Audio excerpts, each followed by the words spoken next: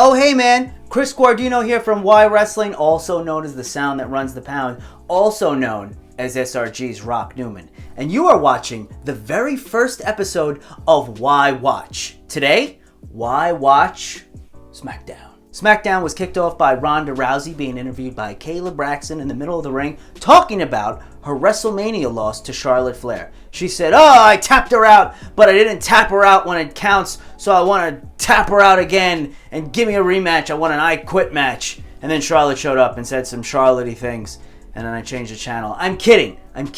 But in all seriousness, I'm not that into this feud.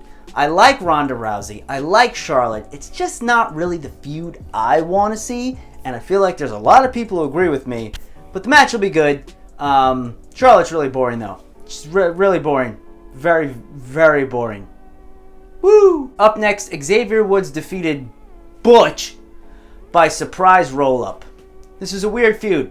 I don't know. Makes me feel weird. Guys in suspenders and all this stuff. I mean, if you had told me 2 years ago, or whatever it was, Sheamus is going to wear this stupid hat, and then somehow Pete Dunne is going to be named Butch.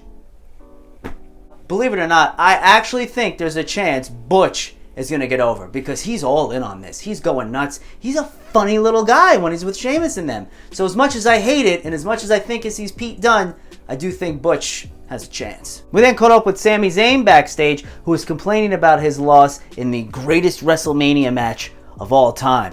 Yeah, I said it. He wants to get his respect back, so he's going to challenge the first man to walk through Adam Pearce's door. It was Drew McIntyre. So not only has Sami Zayn been electrocuted, had his testicles squeezed with tongs, being put in a giant mousetrap, now he's probably going to get stabbed by a sword. And then we've finally got the main roster debut of Gunther, accompanied by Ludwig Kaiser, who I'm pretty sure is one of Bowser's children. Gunther absolutely destroyed some jabroni jobber, and he looked strong. He might be a Nazi, I'm not sure. They're definitely going real heavy on the German. WWE's a cartoon show, you know. It is what it is. It's not just a cartoon show. It's a really old cartoon show.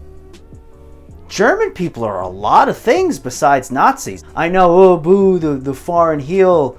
You know, the second he's like, "Du sprechen doch starken so," people start to boo. I don't know. I hear someone speak two languages. That's really cool to me. If you're anyone from old NXT who's not wearing a singlet with an amateur background, you're probably fucked. But let's be positive. Back-to-back debuts, because then we got Raquel Rodriguez, formerly Raquel Gonzalez, but I get it. It works for Roman Reigns. Go for it. She's really tall. She was then interrupted by the lover Lotharios, I don't know, Angel Garza and Humberto Carrillo, and they tried to kiss her, and she said no.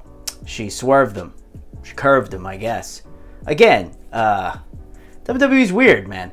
But she's really tall. She's really good. This is exciting stuff. We need new faces. We need new blood on SmackDown, Raw, everywhere. Happy Corbin and Madcap Moss then, sadly, broke up. That's right. It was another edition of Happy Talk, and Baron Corbin was not happy because he blames one man for his WrestleMania loss, Madcap Moss. Madcap tried to cheer him up by telling some of the absolute worst jokes I've ever heard, and then Baron Corbin fired his ass, and then he jumped him.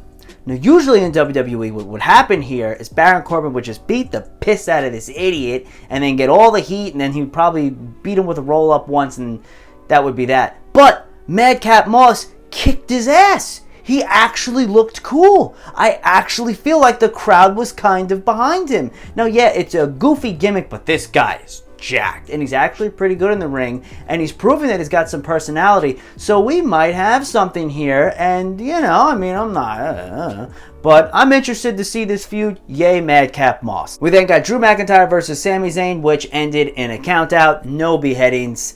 Drew McIntyre essentially just kicked his ass for a little while, and then Sami Zayn left. I can't blame him. I'm not fighting a man with a sword either. And they're having a rematch next week. And then they'll probably have a match at WrestleMania Backlash. We then got another new face, not really, kind of an old face returning, Lacey Evans, with a unique segment talking about her past and how her father had left her and her mother when she was a kid, and they wound up in women's shelters and stuff, and just telling her life story. So trying to connect with the audience a little more beyond like, I'm a mother with big muscles and stuff. But I like Lacey Evans. I think she's got a lot of potential. It's good to see her back. Again, we need new people. We need fresh faces. We need fresh blood. Yeah, Lacey Evans. Liv Morgan then defeated Sasha Banks. I think by surprise roll-up? Probably, if I had to guess. I can't remember. Because they're going to have their title match on on Raw, No Rhea Ripley here. Rhea Ripley's probably going to turn heel on Liv Morgan after they lose. That's probably why Liv Morgan won right here. And see, let's watch the difference now next week between the Happy Corbin segment and this. Because when Rhea Ripley turns on Liv Morgan's not going to get nothing in on Rhea Ripley. You just watch. But this was a pretty good match. Sasha Banks is one of the best wrestlers in the world. Liv Morgan's really good. I like her a lot. For the love of God, can she win something, please? Oh, well, I guess she won today, but it was fake. A fake win. Up next was your Tribal Chief and his State of the Union to not just the WWE Universe, to the entire world. Because this is the man right now. Okay? You can't stop him. I will say, I kind of don't like that the belts look exactly the same. It makes it less cool, right? You know? I don't know. It's like if you were a little kid, you got the same toy, but like one was red and one was blue. It's like it's the same thing. What he wanted to say was essentially he's sending the Usos after the Raw Tag Team Championships.